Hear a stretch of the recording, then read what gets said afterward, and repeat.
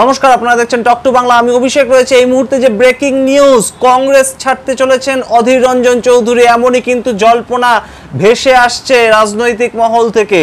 সেই খবর নিয়ে বিস্তারিত আলোচনা করব, কিন্তু তার আগে অবশ্যই টক টু বাংলার ইউটিউব চ্যানেলটিকে সাবস্ক্রাইব করুন এবং প্রত্যেকটি ভিডিও লাইক, কমেন্ট, শেয়ার করে বন্ধু বান্ধব পরিচিতদের মধ্যে ছড়িয়ে দিন। টক টু বাংলা আসছি সেই খবরে। আজ প্রদেশ কংগ্রেসের যে কার্যালয়ে, কলকাতার অফিস, সেখানে কিন্তু মিটিং ছিল, ভোট পরবর্তী মিটিং, এবং সেই মিটিংয়ে কিন্তু প্রদেশ কংগ্রেস সভাপতি অধীর রঞ্জন চৌধুরী থেকে প্রাক্তন প্রদেশ কংগ্রেস সভাপতি প্রদীপ ভট্টাচার্য প্রত্যেকে উপস্থিত ছিলেন। এছাড়া উপস্থিত ছিলেন সদ্য সংসদে যাওয়া একমাত্র কংগ্রেসের সাংসদ ঈশা খান চৌধুরী, এবং তার সঙ্গে এই মিটিংয়ের যিনি সভাপতিত্ব করেছেন গুলাম আহমেদ মীর, তিনি কিন্তু স্টেট ইনচার্জ। এছাড়াও বিপি সিং, তিনিও কিন্তু এই কংগ্রেসের আজকের মিটিংয়ে ছিলেন, তিনি হচ্ছেন স্টেট অবজারভার এই মুহূর্তে। তারা প্রত্যেকে মিলে যে মিটিং করেছেন তার মধ্যে থেকে কিন্তু অত্যন্ত তাৎপর্যপূর্ণ কিছু বক্তব্য উঠে আসছে। আমরা রাজনৈতিক সূত্র মারফত যা খবর পাচ্ছি তা কিন্তু কংগ্রেস ছাড়তে পারেন প্রদেশ কংগ্রেস সভাপতি অধীর রঞ্জন চৌধুরী। প্রসঙ্গত জানিয়ে রাখা দরকার যে ইউসুফ পাঠানের কাছে কিন্তু তিনি বহরমপুর কেন্দ্র থেকে তার নিজের গড় বলে যে কেন্দ্র পরিচিত, 25 বছর ধরে ওখানকার সাংসদ, সেখানে ইউসুফ পাঠানের কাছে বিপুল ভোটে এই প্রথমবার অধীর চৌধুরীকে হারতে হলো, এবং এই সংসদে হেরে যাওয়ার পর তিনি কিন্তু একদম চুপ করে গিয়েছিলেন। ভোটের আগে কিন্তু আমরা দেখেছিলাম অধীর চৌধুরীর সঙ্গে কেন্দ্রীয় কংগ্রেসের যে ব্যবধান তা কিন্তু দিনের আলোর মতন স্পষ্ট, কারণ অধীর চৌধুরীর মতন গুরুত্বপূর্ণ নেতা, যিনি লোকসভার অভ্যন্তরে বিরোধী দলনেতা হিসেবে কাজ করেছেন, তার প্রচারে কেন্দ্রীয় কোনো কংগ্রেস নেতা কিন্তু প্রচার করতে এলেন না, না রাহুল গান্ধী, না মল্লিকার্জুন খাড়গে। সুতরাং সেই দিক থেকে ইন্ডিয়া জোটের শরিক হিসাবে তৃণমূলকে জায়গা ছেড়ে দিতে কিন্তু নারাজ ছিলেন অধীর রঞ্জন চৌধুরী, যেখানে রাহুল গান্ধীর অবস্থান কিন্তু বেশ খানিকটা অন্যরকম ছিল। সেই জায়গা থেকে মূল ক্ষোভের শুরু, এবং সেই জায়গা থেকে কিন্তু অধীর রঞ্জন চৌধুরী হেরে যাওয়ার পর তিনি দিনে দিনে নিজেকে আরও গুটিয়ে নিয়েছেন, এবং প্রদেশ কংগ্রেসে তার জায়গাটা কিন্তু পরবর্তীতে থাকবে কিনা তা এখন প্রশ্নচিহ্নের মুখে আজকের মিটিংয়ের পর।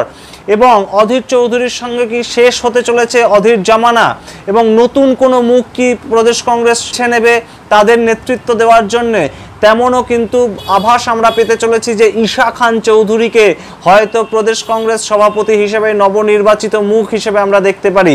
সূত্র মারফত বিভিন্ন কথা কিন্তু উঠে আসছে। অধীর চৌধুরী নিজে জানিয়েছেন যে মল্লিকার্জুন খাড়গে যবে থেকে কেন্দ্রীয় নেতৃত্ব অর্থাৎ কেন্দ্রীয় সভাপতির পদ গ্রহণ করেছেন, তারপর থেকে কিন্তু প্রত্যেকটি প্রদেশ কংগ্রেস কমিটি সেগুলি কিন্তু টেম্পোরারি কমিটি হিসেবে কাজ করছে বর্তমানে।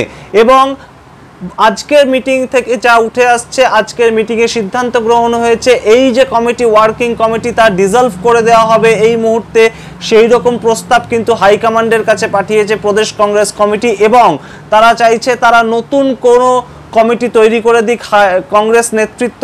এছাড়া যদি এই কমিটি থাকে তার মধ্যেও কিছু ভোল বদল হোক, এমন সূত্র মারফত কিন্তু খবর আসছে।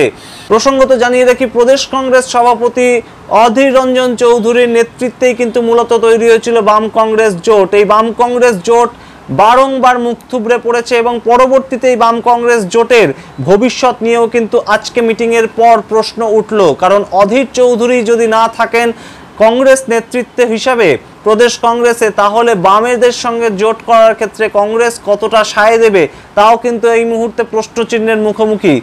এছাড়াও কিন্তু যে আরেকটি কথা উঠে আসছে যে অধীর চৌধুরী মানে জানিয়েছেন তিনি একজন টেম্পোরারি প্রদেশ কংগ্রেস প্রেসিডেন্ট বর্তমানে, এবং তার যে এই ওয়ার্কিং কমিটি তা ডিসলভ করে দিতে পারে বা রিঅ্যাপয়েন্ট করতে পারে কেন্দ্রীয় নেতৃত্ব, সেই অনুযায়ী তার পরবর্তী পদক্ষেপ হবে। কিন্তু সূত্র মারফত কিন্তু আমরা জানতে পারছি অধীর চৌধুরী কিন্তু রিজাইন করে দিতে পারেন তার পদ থেকে। অত্যন্ত তাৎপর্যপূর্ণ, অধীর চৌধুরী কিন্তু একমাত্র কংগ্রেসের মুখ, যিনি এত বছর ধরে কংগ্রেসের জন্য লড়াই করে গেছেন, প্রদেশ কংগ্রেসের জন্য লড়াই করে গেছেন, এবং একাধারে বিজেপি এবং তৃণমূলের বিরুদ্ধে এই রাজ্যে লড়াইয়ের অন্যতম প্রতিবাদী মুখ কিন্তু ছিলেন অধীর চৌধুরী। সেই অধীর চৌধুরীকে হয়তো এবার তার পদ থেকে সরে যেতে হবে, এমন ইঙ্গিত কিন্তু রাজনৈতিক মহলের একাংশ আমাদের জানিয়েছে। তবে কি অধীর চৌধুরী অন্য কোনো দলের দিকে পা বাড়াবেন? আমরা নজর রাখবো সেই দিকে। তেমন ইনস্ট্যান্সেস কিন্তু আমাদের কাছে আছেই, কারণ ডক্টর মানুষ ভূঁইয়া, তিনি কংগ্রেসের অত্যন্ত গুরুত্বপূর্ণ মুখ ছিলেন, সবংয়ের দায়িত্বে ছিলেন, তিনি কিন্তু তৃণমূল কংগ্রেসে চলে গেলেন 2011 সালের পরেই। এছাড়াও সদ্য যুব কংগ্রেসের অত্যন্ত প্রতিবাদী মুখ কৌস্তব বাগচি, তিনিও কিন্তু চলে গেলেন বিজেপিতে। এবার কি অধীর চৌধুরী অন্য কোনো রাজনৈতিক দলের শরণাপন্ন হবেন কংগ্রেস ছেড়ে দিয়ে? তেমন প্রশ্নও কিন্তু অধীর চৌধুরীকে নিয়ে আজকে মিটিংয়ের পর সাধারণ কংগ্রেস কর্মীদের মধ্যে দানা বাঁধছে। সুতরাং এর পরবর্তীতে অধীর চৌধুরীর রাজনৈতিক ভবিষ্যৎ কোন দিকে যায় সেই দিকে আমরা নজর রাখবো। আপনারা দেখতে থাকুন টক টু বাংলা, প্রতি মুহূর্তে সমস্ত ধরনের রাজনৈতিক আপডেট পাওয়ার জন্য। ধন্যবাদ।